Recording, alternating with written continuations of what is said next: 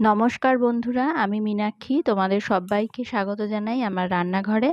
আজকে তোমাদের সঙ্গে শেয়ার করব একটা একদমই নিরামিষ রেসিপি। গরম গরম ভাতের পাতে এই রেসিপিটা থাকলে কিন্তু আর অন্য কিছুর প্রয়োজন হয় না। আজকে শেয়ার করব লাউ শাকের একটি অত্যন্ত সুস্বাদু রেসিপি। তার জন্য লাউ শাকগুলোকে খুব ভালো করে কেটে ধুয়ে রেখেছি। এবারে কড়াইয়ের মধ্যে জল দিয়ে এটাকে একটু ভাপিয়ে নেব। আসলে এটা তো বাজারের কেনা লাউ শাক, বাড়ির না, মানে বাড়িতে হয়নি। তো সেই জন্য এর মধ্যে নানান রকম রাসায়নিক সার টার দেওয়া হয়ে থাকে, কীটনাশক ব্যবহার করা হয়ে থাকে। সেই জন্য একটু সামান্য আমি ভাপিয়ে জলটা ফেলে দিই, যাতে যদি কোনো রাসায়নিক জিনিস থাকে সেটা যেন বেরিয়ে যায়। তো এটা সেদ্ধ হয়ে গেছে, আমি জল ঝরিয়ে রেখেছি ঠান্ডা জলে ধুয়ে। আর এখানে ডাল ভিজিয়ে রেখেছিলাম, মুসুরির ডাল, সেটাকে বেটে নিয়েছি। তো উপকরণ বলতে এই ডাল বাটাটাই মেন উপকরণ। এর মধ্যে সামান্য একটু নুন দিয়ে আমি খুব ভালো করে এটাকে মিশিয়ে রাখবো। এটা দিয়ে একটা গোলা রুটির মতন তৈরি করে নেব। তো তার জন্য কড়াইতে অল্প একটু তেল দিয়েছি, দিয়ে ডাল বাটাটা দিয়ে দেব, দিয়ে চামচের সাহায্যে এটাকে ছড়িয়ে ঠিক একটা গোলা রুটির মতন করে নেব। আজকের ভিডিওটা কিন্তু আমি মানে ফোনটা হাতে নিয়ে করেছি একেবারেই, কারণ কি স্ট্যান্ডটা একটু ডিস্টার্ব করছিল। তো সেই জন্য ফোনটা হাতে নিয়ে আমি ভিডিওটা করেছি। আর এখানে দেখো গোলা রুটিটা হয়ে গেছে। ডালের যে গোলা রুটিটা বানিয়েছিলাম সেটাকে ছিঁড়ে রেখেছি, আর লঙ্কা চিড়ে রেখেছি, আদা আর জিরে বেটে রেখেছি। আর এখানে পটল, আলু আর শিম ছোট ছোট করে কেটে নিয়েছি। কড়াইতে দিয়ে দিয়েছি সর্ষের তেল। তেল গরম হয়ে গেলে ওর মধ্যে দিয়ে দিলাম তেজপাতা, শুকনো লঙ্কা, আর দিয়ে দেবো 5 ফোড়ন। এবারে ফোড়নটাকে একটু ভেজে নেবার পালা। খুবই সামান্য উপকরণে কিন্তু রান্নাটা করব আমি। তো ফোড়নটা ভাজা হয়ে গেলে পরে এর মধ্যে দিয়ে দিচ্ছি কেটে রাখা সবজিগুলো। এর মধ্যে বেগুন দিলে কিন্তু খুব ভালো টেস্ট আসবে। তো বেগুনটা আমি দেইনি। তোমরা কিন্তু বেগুনটা যদি থাকে বাড়িতে অবশ্যই দেওয়ার চেষ্টা করবে।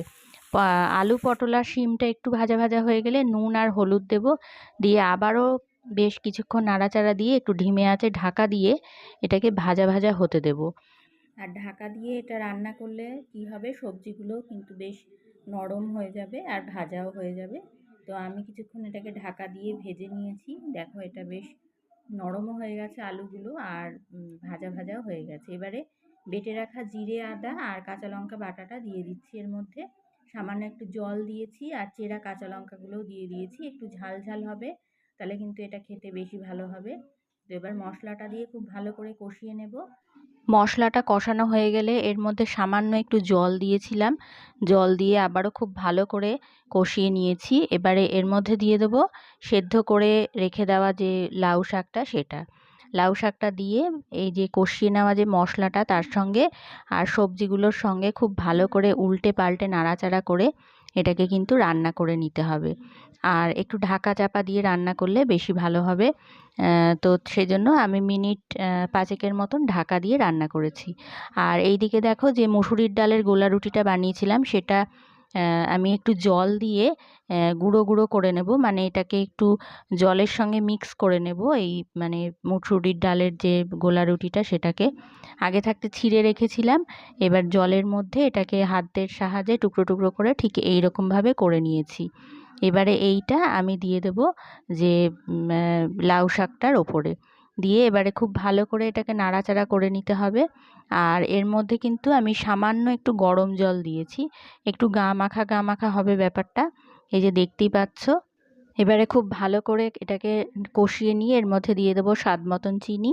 নুন আমি আগেই দিয়েছিলাম, সেজন্য আর নুন দিচ্ছি না। তোমরা অবশ্যই টেস্ট করে নুনটা দিও। এরপরে আমি দিয়ে দিচ্ছি এখানে জিরে ভাজার গুঁড়ো। এবারে এটাকে খুব ভালো করে মিশিয়ে নেব, জিরে ভাজা গুঁড়োটাকেও।